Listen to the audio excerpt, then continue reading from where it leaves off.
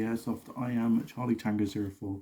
Today I'm going to be running over the loadout, which I will be running bar from the rifle.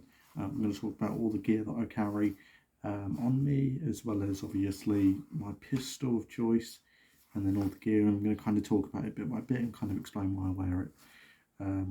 So yeah, I do apologise if you hear anyone outside. I've got a window open because it's very warm in here. And yeah, so first we'll start off with this. Can't the exact brand, however it is just a replica bump fast helmet. It's really nice and it's got the little ear protection, so I have got partial ear protection on this side. It's not full ear protection, but it's partial.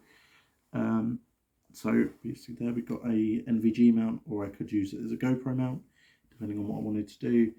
You've got the arc rails across the side here. These are plastic, I do believe.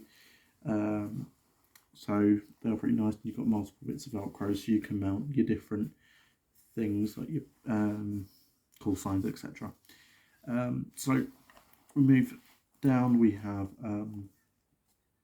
the lovely vest. This is, I believe, a Lixada Outdoors like tack vest.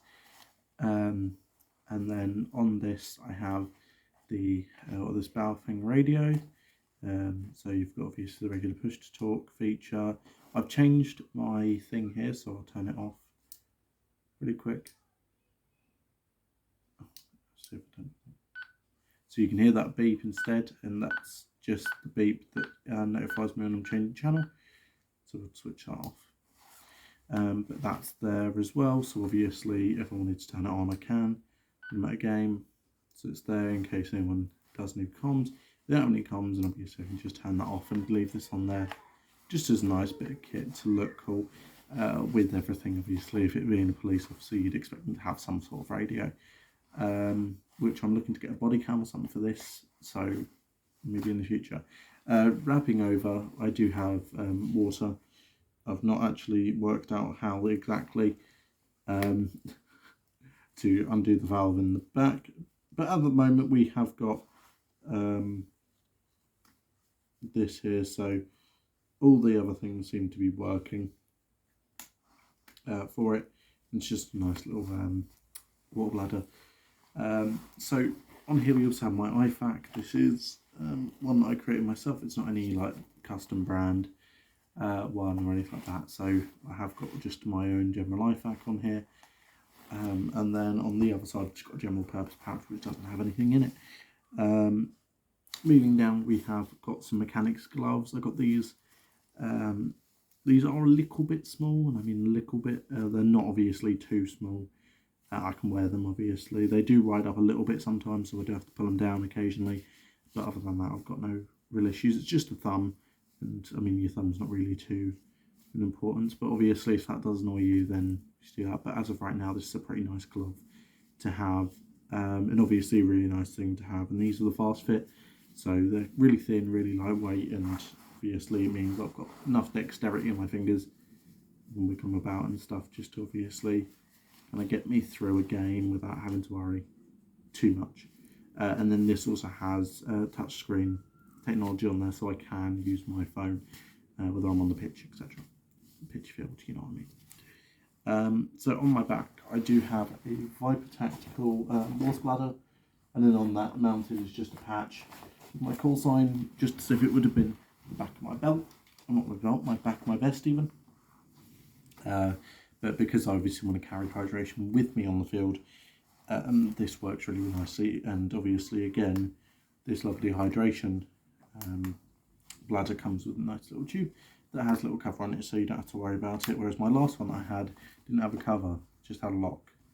It's a bit of an annoying thing, but that again just runs through some cable management, like loops up here with Velcro stuff, so it's pretty nice.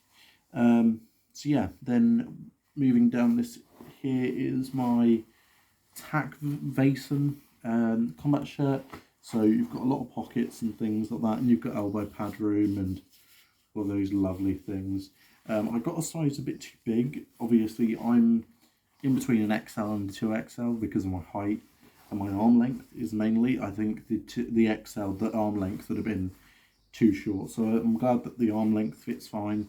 but the shoulder, it's just a bit baggy around certain bits, but it's got obviously your pockets up here, so you can fit whatever you need in your pocket.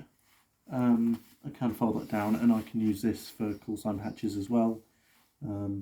If I don't want to use one of the pockets, or etc. If I don't want to use the pockets, I don't have to. I've got an admin portion in here, so if I wanted to use anything, I could do. So I don't have to worry too much. I'm going to stand up for this, but I'm going to try not to knock my head on the lovely lampshade that is above. I'm just going to quickly stand back just so you can see the hydration bladder panel. So as you can see, this is where it is. It's really nice, and again it works quite nicely for what I'm using it for. There is a lampshade just above me here where I'm grabbing, so I'm not going to move any foot or further, just because again I don't really want to smack my helmet onto that, even though this is a bump helmet, so any sort of thing. I'm going to get a little bit of impact, but it's going to protect my head, which is quite nice. So moving down, move to the trousers first. These are Regatta Professional trousers, so these are what my actual local armed police wear in terms of their deployment trousers. Obviously, if it's a certain type of deployment where they're looking to actually make entry into buildings and stuff, they will use ones with knee pads and knee pad capabilities. But as of right now, the ones that they use just for general wear and tear, as well as just general foot patrol ones, are the Regatta Professional ones. They are really comfy, and they are really cheap as well, which is probably why they use them. Under this, I've got two belts. I've got a inner belt, and then I have the exterior belt. I believe these are both from Combat UK, so they are really nice, and they work quite nicely. And then down here we have a Nuke Prol drop leg holster system for the P226, and with that I've got an extra mag for the P226 and the P226 I had gifted to me. So this is a HSC 175 P226, and I've just realised I'm moving this, and it is one of the nicest P226s I've handled, and it's again just a really comfy gun, and with the gloves as well, it is really nice to control. Obviously my fingers aren't too thick or anything like that, and I've not got any gas in this, so obviously still it's not too thick, and obviously a nice control grip of that is quite nice. And then for the boots, I'm not going to be able to show you those, just because I don't have anything. I might film some B-roll afterwards, but these are, if I'm not mistaken, Savage Island boots. I'm not too sure. I got them off Amazon. They were really, really cheap, I think about 30-40 quid. They are really nice in woodland environments, again, because they give you that bit of flex, but they also have that ankle support for you. And then obviously it's just not as nice on pavement and things, because the tread is so thick. Like most of these like tactical boots aren't really tactical at all. The thickness of the tread just really doesn't work. But yeah, for any form of face protection in terms of mask, I will have either a mesh mask, or I will have a like a snood, like a net gaiter of some sort. And the reason why I'm not wearing anything now is, again, because it's a lot more breathable, and during things like the summer, I'm just going to probably rock something like this, just so I don't have to worry about my face. Or if I do worry about my face, it's not really going to be too bad. But I digress. That is pretty much my loadout for this, for today. Coming soon will be my G36, and what I'll do is I'll cover all of that. That will have so a few attachments which are used again by my local police and response unit. So again, there are some key elements which are missing from this, but as of right now, what I've got is what you can see and what you saw today in today's video, and I think it's a really nice, accurate representation of what the armed police carry in my area, as well as it just looking like a good all-around armed police loadout. But yeah, if you've got any questions, queries, or anything like that, or you want to have or give me some tips, what you want to see, as I am just getting into Airsoft, then you're more than welcome to comment down below, and yeah, I'm happy to answer whenever. Thank you very much, guys. See you later.